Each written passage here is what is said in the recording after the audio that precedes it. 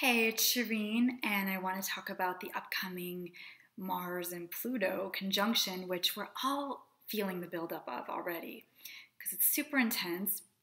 Not to mention, we're coming off this full moon in Aries, which I feel was the precursor almost. I mean, I don't know if you can call full moon a precursor, but it was like part one, part two. And this last full moon we had was really highlighting the goddess of discordia, Eris, who does not like to be excluded and was really making her presence felt, I feel, with all of the discordant, chaotic energy that's been breaking through in the media recently and all of the upheavals and all of the, really coming to consciousness of that which is unjust and needing to be rectified, especially within the feminine realm, right? In terms of like sexual offenses and all of the patriarchal BS we've had to put up with for God only knows how many eras this goes back. I mean, so this is really up for us right now, and you can see that the goddesses are pissed. I mean, we've also got Venus, Juno, and Lilith all in Scorpio, which is a very transformative force, a really powerful energy for transmutation around sexual energy and understanding like shadow sexual issues that have to come into consciousness now.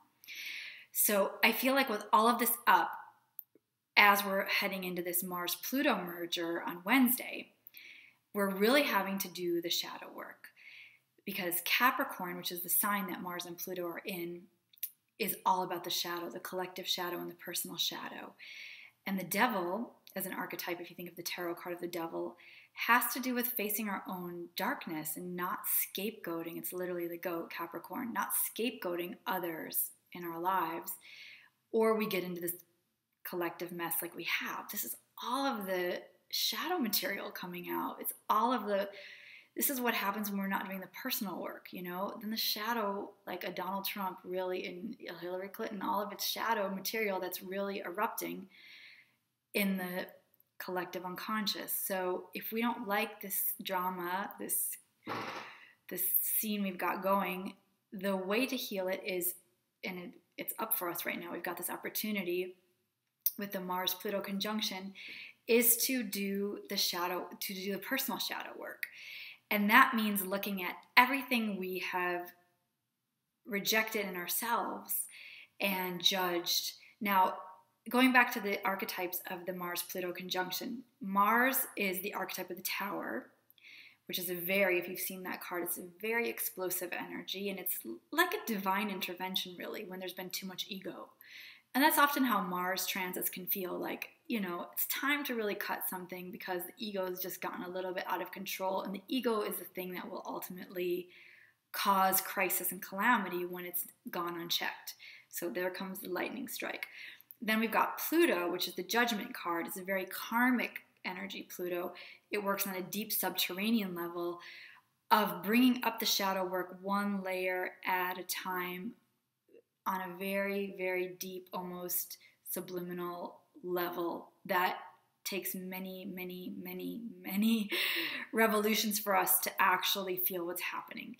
But now with Mars setting that energy off, we can really feel how this is coming up to consciousness now, how there's an eruption of unprocessed shadow material, and how it's time for all of us to face the shadow within. So how do we face the shadow? Of course, this is a term that's often overused, misused, bandied around like a pop psychology, and a lot of people have no idea what it means to do the shadow work. We'd rather just blame others, go for the next addiction, go for the next relationship. We don't want to face it, We kind of don't want to face our own anger, our own rage, our own control issues, unprocessed childhood stuff. All of that is shadow work. The shadow work is anything basically going back to age 7 that we've rejected in ourselves, we don't want to face, and maybe there's an external mirror that's brought that to our attention, and rather than see it in ourselves, we might want to scapegoat it out there somewhere or just run. A lot of people just try to run or numb, but it's getting harder to do that now and we're seeing the repercussions of not facing our shadow work because this is what happens. Like we said, in the collective, we see all of the shadows right in our face, you know? So how do we do the shadow work personally? Like, how do we bring the darkness to the light? Jung says you don't do it by imagining figures of light. You can't bring consciousness, you can't bring darkness to light by pretending the darkness doesn't exist, which is sadly, I think, what we've tried to get away with for too long.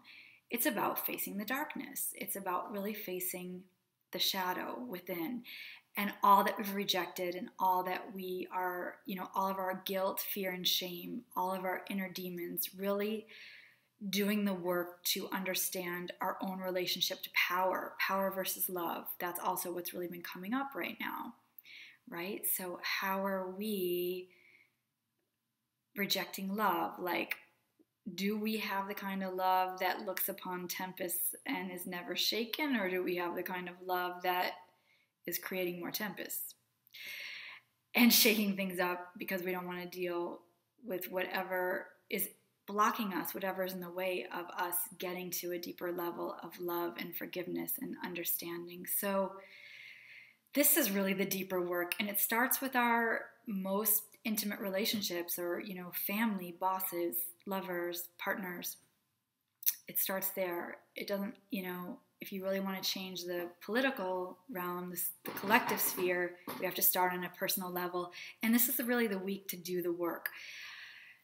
So, you know, coming off this full moon, I haven't even had a chance. I'm going to do a little more writing and give more journaling questions and more suggestions of how to do shadow work in the next couple of days. I haven't had a chance to get it out because I was at ISAR, which was a wonderful reunion with all my astro family. But it was so hard, you probably felt with this full moon, to focus on anything that was right in front of me. You know, it was just so, this full moon was so intense and it was so in your face. But now with the Taurus moon, the Taurus energy, we can ground a little bit more and incorporate all of this intensity and all of this shadow work. So I will get some more concrete material to you to work with this, and hopefully be back with my other partner in crime that I love making videos with in a couple weeks, Lillian So, who's been in Tulum doing a retreat, and I'm going to be going to New York next week, which I'm really excited for that reunion as well, to do some work for, I write the horoscopes for Elle magazine in the UK and for Ann Taylor Loft, so we're going to be doing an event with the Saturn Sisters in New York next week. If you're around, check out the Saturn Sisters page. We'll have updates on that. And if you're on my newsletter list, I'll be putting out a newsletter in the next couple of days with more information about this. And if not, please sign up at shireenvishmaya.com. And thanks for watching.